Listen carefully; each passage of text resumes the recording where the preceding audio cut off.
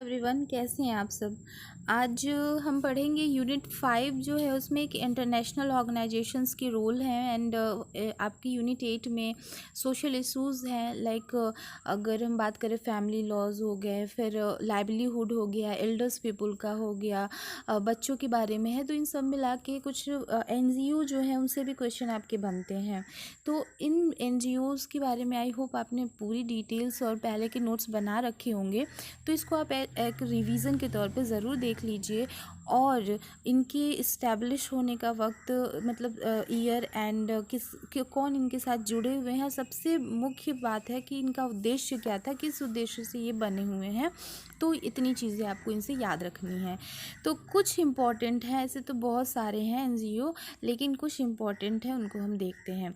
एक होता है एनजीओ, मतलब नॉन गवर्नमेंटल ऑर्गेनाइजेशन, जिसमें नाम से ही है कि नॉन गवर्नमेंटल है, इसमें गवर्नमेंट का कोई सपोर्ट नहीं होता है। फंडिंग होती है, सेल्फ फंडिंग होती है, किसी और भी आप फंडिंग कर सकते हैं, आप उसके मेंबर बन सकते हैं। एंड एक होता है कि नॉन प्रॉफिट ऑर्गेनाइजेशन, जिसको कोई प्रॉफिट नहीं चाहिए होता है, बस वो हेल्प करने के लिए बनाई जाती है। पर्पस दोनों का एक ही होता है। और इनमें कुछ प्रमुख हैं जिनको हम देखते हैं। इसमें पहला है अक्षय पात्र फाउंडेशन। सो अक्षय पात्र फाउंडेशन जो है, और हाँ, ये सारे जो भी हमारे एनजीओज़ मैंने लिए हैं, इसके सबके सोर्स जो हैं वो गूगल है। और आप अगर चाहें और डिटेल में पढ़ना तो आप गूगल कर सकते हैं। ओके। सो ये 2000 में बनी थी, और ये किस लिए बनाई गई थी कि स्कूल लंच प्रोग्राम के लिए अक्रॉस इंडिया में। और ये बच्चों को खाना देती है मिड डे मील की तरह। उनके क्लासरूम हंगर जो स्कूल जाते हैं तो उनको वहाँ पे लंच की प्रोवाइड करवाया जाए, एंड ताकि उससे उनका जो चिल्ड्रन का एजुकेशन वगैरह है वो सही रहे। सो ये इसका लोगो है, आप देख सकते हैं। अगली जो है वो है गूंज। गूंज जो है वो बहुत इंपॉर्टेंट है। ये टॉप 10 जो भी एनजीओ है उसमें इसका भी नाम आता है।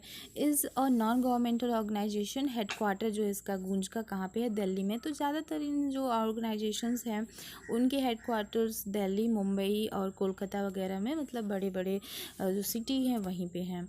So India which undertakes disaster relief. जब भी डिज़ास्टर हो जाता है, कुछ ऐसी आपदा आ जाती है, humanitarian aids and community development की कुछ ऐसे कम्युनिटीज़ होती हैं उनके डेवलपमेंट के लिए, of part of 23 states across India में ये काम करती है। एंड गूंज जो है वो फोकस करती है किस पे, क्लोथिंग पे। तो क्लोथिंग के बेस पे इसने बहुत सारे प्रोग्राम्स भी चलाए हैं। उनकी की डिज़ास्टर होते तो उसमें हेल्प करना चाहिए। और मान लीजिए कोई कम्युनिटी है उसके पास नहीं है तो उसके लिए, मतलब ये क्लोथिंग की क्या करती है, क्लोथिंग इकट्ठी करती है। आगे हम इसको और देखते हैं, उससे पहले हम देख लेते हैं कि ये जो है फाउंड कब हुई थी। ये 1999 में, 1999 अंशु गुप्ता के द्वारा, मतलब ये इनके फाउंडर हैं लड़की हैं ये। So 1999 Anshu Gupta. For his work with Goonj he was awarded the Ramon Magsaysay award in 2015 में। इनको इसके लिए अवार्ड भी दिया गया था, रेमन मैक्सिस का। तो गूंज फाउंडेशन जो है वो भी बहुत इम्पोर्टेंट है। नेक्स्ट हम इस गूंज के बारे में देखते हैं कि इसने बहुत सारी कैंपेन चलाए हुए थे। और जिसमें है एक जोड़ी कपड़ा। सो एक जोड़ी कपड़ा 10 में चलाया गया था, किसके उस वजह से, किसने लॉन्च किया था, वर्लपूल। आपको पता है एक कंपनी है जो कि रेफ्रिजरेटर वगैरह बनाती है, कूलर वगैरह। तो उसने एक जोड़ी कपड़ा इस एक प्रोग्राम लॉन्च किया था। देन ताकि मतलब बहुत जगह से एक जोड़ी कपड़ा कलेक्ट कर लिया जाए, ठीक है। Joy of exchange. Joy of exchange जो है वो एक पेंटालूम्स, आपको बताया कि है ब्रांड है, उसके द्वारा चलाया गया था। तो जितने भी ऐसे पेंटालूम के शॉप्स थे वहाँ पे जाके बॉक्स रख दिए जाते थे और वहाँ से उसको इकट्ठा किया जाता था। Then share the language of love जो है, ये 2013 में एक इसका प्रोग्राम था। सो ये ज़्यादा आपको याद नहीं करना, बस आपको जानकारी रहनी चाहिए, ठीक है। सो यहाँ पे जो share the language of love था, तो उसमें भी इसी तरीके से कहीं पे ड्रॉप कर दिया जाता था, कलेक्ट किया जाता था क्लॉथ्स को, टॉयज़ को, बुक्स को एंड अदर बिलोंगिंग जो भी थिंग्स हैं उसको, ताकि उनको एक अच्छे जहाँ उसकी नीड है वहाँ पे पहुँचाया जा सके, ऐसे हम वेस्ट ना कर दें उसको। अगला है लुक गुड डू गुड।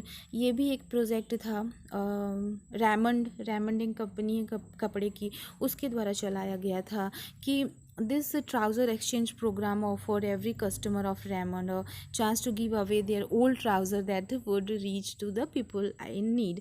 तो भाई आप अगर एक नई ट्राउज़र ख़रीद रहे हो तो आप अपने ओल्ड ट्राउज़र को दे दो किसी ज़रूरतमंद को, वो तक वो पहुंच जाएगा। तो ये कुछ ऐसे प्रोग्राम्स थे जिसको इन्होंने चलाया हुआ था गूंजने।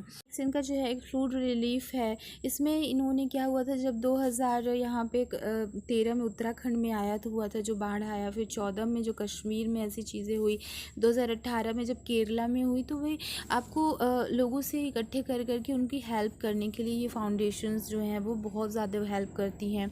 और ऐसा नहीं है कि ये सिर्फ जो है नॉन गवर्नमेंटल ऑर्गेनाइजेशंस जो होते हैं वो सिर्फ ऐसी कई टाइप्स के होते हैं। ये किसी की हेल्प करने के लिए बना दिए जाते हैं, बच्चों के लिए होते हैं, बूढ़ों के लिए होते हैं, इन्वायरमेंट के लिए भी बनते हैं, प्रोटेस्ट करने के लिए भी बनते हैं, किसी दबे कुचले कम्युनिटी के लिए भी फाउंडेशंस जो हैं वो काम करती हैं। अलग अलग तरीके से इनका पर्पस होता है। अगला जो है वो help is India in an Indian organisation है। ये भी फोकस किस पे करता है, इसका एल्डर्स पे, बूढ़े लोगों पे इसका फोकस ज़्यादा है। और ये 1978 में इसका इस्टेब्लिश हुआ था। And its mission is to work for the cause and care of disadvantage older persons and to improve their quality of life, उनकी लाइफ को इम्प्रूव करने के लिए। मिस्टर जैक्सन कोले सैमसन डेनियल जो है इसके मतलब ओनर हैं। एंड टाइप फोकस ये helping the elders in elderly पे, लोकेशन न्यू दिल्ली इंडिया में है। इन्होंने भी प्रोग्राम्स चलाए थे कैंसर केयर की। उनकी अब जब कोई वृद्ध अवस्था में पहुंच जाता है तो लोगों को उनकी ज़रूरत महसूस नहीं होती, अगर वो बीमार पड़े कुछ भी पड़े। ये सबकी बात नहीं है, लेकिन काफ़ी हद तक लोगों को प्रॉब्लम होती है, वो उनको ओल्ड एज में छोड़ आते हैं, ऐसी चीज़ें हो जाती हैं। और वो आपने हमेशा सुना ही है कि एक माँ के लिए 10 बच्चे नहीं भारी होते हैं, और 10 बच्चों के लिए एक माँ और बाप ज़रूर भारी हो जाते हैं। तो लाइक इस तरीके से सोसाइटी में अभी भी बनी हुई है, तो इसी वजह से तो आज भी इनकी ज़रूरत है। अदरवाइज़ फिर ऐसे फाउंडेशन की ज़रूरत होती ही क्यों, ओल्ड एज वगैरह की ज़रूरत ही क्यों होती। डे केयर के सेंटर्स, चलो डे केयर सेंटर्स एक तरीके से समझ में आता है, जैसे क्रैच है कि बच्चों को रख दिया जाता है, फिर हम अपने काम से आए तो फिर लेके आए, ऐसे इनका तो ये भी लोग वहाँ पे रहें, एक दूसरे से बात करें तो अच्छा लगेगा। बिकॉज बूढ़े लोग के पास तो एक तो वो डिजिटल नॉलेज नहीं होती है, तो वो किसी के और उनके साथ कोई बैठ के बात करने वाला भी नहीं होता है, तो बहुत सारी उनको प्रॉब्लम्स जो है वो फेस करने होते हैं। तो ये जो ऑर्गेनाइजेशंस होती हैं ये इन लोगों को ऐसी चीज़ें थोड़ी प्रोवाइड करवाती हैं। लाइवलीहुड सपोर्ट, वही चीज़ जो मैंने बताया कि हर इंसान अकेला दिमाग शैतान का घर हो जाता है, फिर यही चीज़ें हैं उनको सपोर्ट करने के लिए इन्होंने भी बहुत सारे प्रोग्राम्स चलाए हैं। Student action for value education save, कि बच्चे जब अब नाना दादा दादी से कहानियाँ ही नहीं सुनते, उनको किसी परी, राजकुमार या फिर नैतिकता वाली ऐसी कुछ कहानियाँ पता ही नहीं होती हैं, दिल भर वो मोबाइल पे लगे रहते हैं और जो मर्जी वो देखते हैं। सो इस चीज़ को भी प्रमोट करने के लिए डिजिटल लिटरेसी फॉर एल्डर्स, तो इनको डिजिटल लिटरेसी दी जाए ताकि ये कुछ चीज़ों को करे को, तो जो गैप बना है, जनरेशन गैप है, उसको भी कम किया जा सके। दिस ऑल थिंग्स जो है इनके पर्पस होते हैं एंड इसलिए ये काम करते हैं। नेक्स्ट देखते हैं, ये है लिप्रा इज़ अ यूके बेस्ड, ये इंडिया का नहीं है लेकिन ये इंटरनेशनल चैरिटी वर्क करता है। सो ये किसकी वजह से, किसको ख़त्म करने की कोशिश करता है, लेप्रोसी को, जो एक बीमारी डिजीज़ है उसको। एंड ये 1924 में ये जो है इसका स्थापना हुआ था और ये इंटरनेशनल चैरिटी है। और 2019 जो है वर्क्स इन इंडिया, फिर Bangladesh, Zimbabwe and Mozambique. Lepra international office is based on Colchester, England में इसका जो है वो बेस्ड है office. India carries at least 60% of the global leprosy burden, बहुत ज़्यादा यहाँ पे भी 60% लेप्रोसी बर्डन है। It is estimated that 2 million people are living with long term effect of this disease. तो इसको मतलब इस बीमारी से लड़ने के लिए ये इंटरनेशनल चैरिटी वर्किंग करता है। कौन है ये, लिप्रा, 1924 में इसकी स्थापना हुई थी। नेक्स्ट जो है वो है Prerna, is a non governmental organisation. So सब तो हम ऑर्गेनाइजेशंस ही पढ़ रहे हैं, एनजीओ ही पढ़ रहे हैं। तो that work is the red light district of Mumbai. Red light district का आप लोग को पता होगा कि क्या होता है। India to protect children vulnerable to commercial sexual exploitation and trafficking. It was establish in 1986 में। जो भी है, जैसे कि सेक्स का करवाना, सेक्स वर्कर्स बना देना, बच्चों को किडनैप करके उनको चोरी करके ले जाना और उनको इस लाइन में ढकेल देना।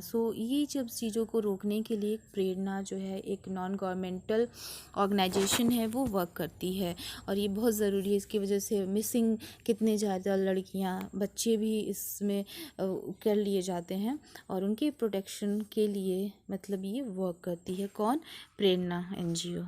नेक्स्ट देखते हैं smile is also very important जो एनजीओ है और ये न्यू दिल्ली में है, इंडिया। और ये 2002 में जो है इसकी स्थापना हुई थी। इसने भी बहुत सारे अवार्ड जीते हुए हैं और शांतनु मिश्रा इसके को फाउंडर एंड एग्जीक्यूटिव ट्रस्टी हैं।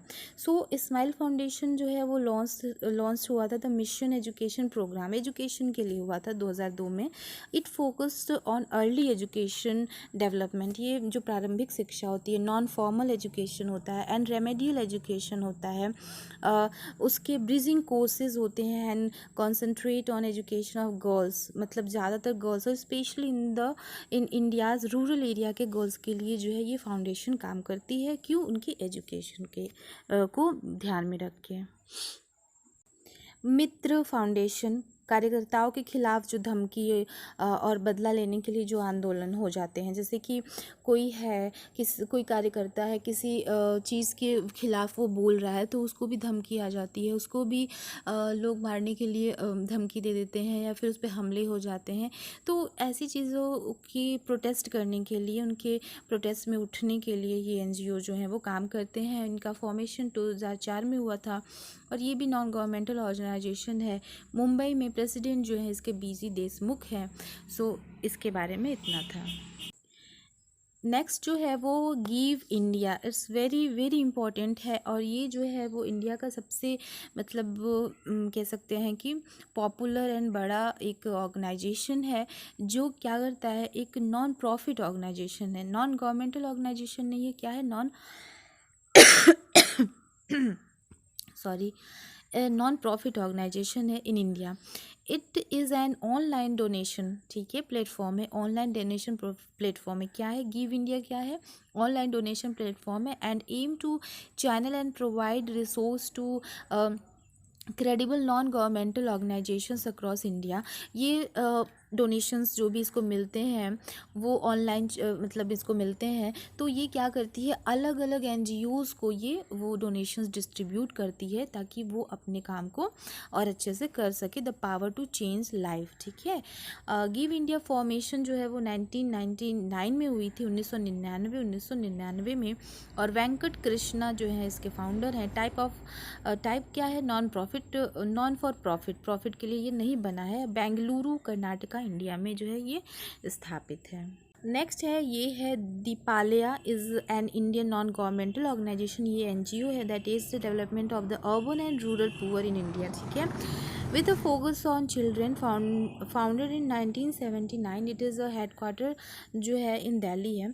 तो दीपालया क्या करता है? Primarily serves the urban slums of Delhi, ठीक है। स्लम्स में आपको पता ही है कितनी प्रॉब्लम्स हैं, but also works on rural development in the states of Haryana and Uttarakhand. उस पर भी काम करता है बट ज़्यादा इसका फोकस होता है अर्बन स्लम्स ऑफ दिल्ली, ताकि वहाँ के जो बच्चे हैं उनके एजुकेशन, हेल्थ, उनके डेवलपमेंट आदि इन सब चीज़ों पे उनके काम किया जा सके। दीपालया जो है वो बेस्ड है इस पे। टीके मैथ्यू, चक्को, चन एंड थॉमस जो है इससे जुड़े हुए कुछ नाम हैं।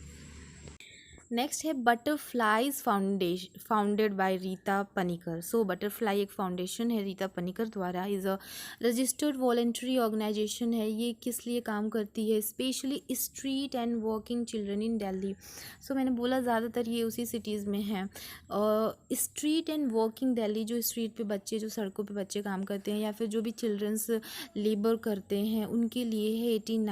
1989 में इसका जो है वो इस्टेबल किया गया था विथ राइट्स, क्योंकि बच्चों के बहुत सारे ऐसे राइट्स होते हैं, उनको वो राइट्स मिले और वो क्या करें, उस अपने अधिकारों को लेते हुए आगे बढ़े, उन अपने एजुकेशन, स्किल, लाइफ स्टाइल और इन सब चीज़ों के लिए वो दूसरों पे डिपेंड ना हो, उनको ये सब चीज़ें, उनके अधिकार है, उनको देना ज़रूरी है और उनको मिल सके, इन सब चीज़ों के लिए ये फाउंडेशन जो है वो काम करती है। नेक्स्ट है, ये है CRY. CRY is also most important organisation. So ये चाइल्ड राइट्स एंड यू, इसका फुल फॉर्म है चाइल्ड राइट्स एंड यू। ठीक है, चाइल्ड्स के क्या राइट्स है और आप क्या हो। सो कॉमनली एब्रिविएशन है इसकी, नॉन गवर्नमेंटल ऑर्गेनाइजेशन है। इसका एम क्या है कि चिल्ड्रंस के अधिकारों के लिए ये करता है काम। The organisation was founded in 1979 by Ripan Kapur. Ripan Kapur के द्वारा ये जो है स्थापित की गई थी 1979 में। किसके लिए? बच्चों के अधिकारों के लिए। और देखते हैं कि बच्चों के क्या क्या अधिकार इसमें शामिल किए जाते हैं, कि उनको इन इन क्षेत्रों में ज़रूर और ज़रूर हेल्प मिलनी चाहिए। सो राइट टू सर्वाइवल, आप ये सब चीज़ें पढ़ सकते हैं कि उनको हेल्थ, न्यूट्रिशन, एजुकेशन, उनके लिए केयर, उनको जो एब्यूज़ ना हो, नेगलेक्ट लोग ना करे, वो पार्टिसिपेट करे, अपने इमोशंस पे मतलब एक्सप्रेस कर सके, उनको इंफॉर्मेशन हो, उनको रिलीजन आदि ये सब चीज़ों के बेस पे नहीं उनके अंदर कुछ भरा जाए। तो इस तरीके से चीज़ें जो हैं वो, ये उनके राइट्स हैं और उनको मिलने चाहिए। तो क्राई जो है वो यही सब चीज़ों का इंश्योर करता है और इन सब कैटेगरीज़ में काम करता है कि उनको लेबर से निकाला जाए, उनको सेक्स वर्कर ना बनने दिया जाए। मेंटली वो चैलेंज्ड मतलब बच्चों के लिए काम करता है। जुवेनाइल जो भी है, मतलब कुछ अपराधी भी बच्चे हो जाते हैं, तो इन सब चीज़ों के लिए वो क्राई जो है वो काम करता है। बहुत ही एक संस्था है। सो ये हमने पढ़ लिया। तो ये कुछ जो नॉन गवर्नमेंटल ऑर्गेनाइजेशंस थे। आई होप आपको ये चीज़ें जो है पहले से भी पता होंगी और आज आपका रिवीजन हो गया होगा। एक क्वेश्चन आप बता सकते हैं कि which is the biggest NGO in the world. तो BRAC is the biggest NGO in the world and give India जो है वो is the largest and one of the most trustworthy NGO in India. Goonj is also one of the top 10 NGO in Delhi. So Delhi में बहुत सारे NGO चलते हैं, approx 3 million से above NGOs हैं, लेकिन सबको तो हमें पता नहीं है। लेकिन कुछ इंपॉर्टेंट एनजीओज़ थे जो मैं आपके सामने लेके आई हूँ। और क्वेश्चंस आपके इस तरीके से भी बन सकती हैं कि क्या यूनिसेफ एक एनजीओ है? नहीं, वो एनजीओ नहीं है, वो यूएन का एक पार्ट है। एंड मतलब आपको फिर क्वेश्चंस खुद से करने पड़ेंगे कि किस तरीके से क्वेश्चंस बन सकते हैं। असर्शन एंड रीजन के भी बन सकते हैं, फिर आपके मैच ऑफ द फॉलोइंग भी क्वेश्चंस बन सकते हैं। सो ओवरऑल यही वीडियो थी। आई होप आपको अच्छी लगी होगी। तो लाइक, शेयर एंड सब्सक्राइब, अगर आप चैनल पे पहली बार आए हैं तो ज़रूर कर दीजिएगा। और वीडियो देखने के लिए आपका धन्यवाद।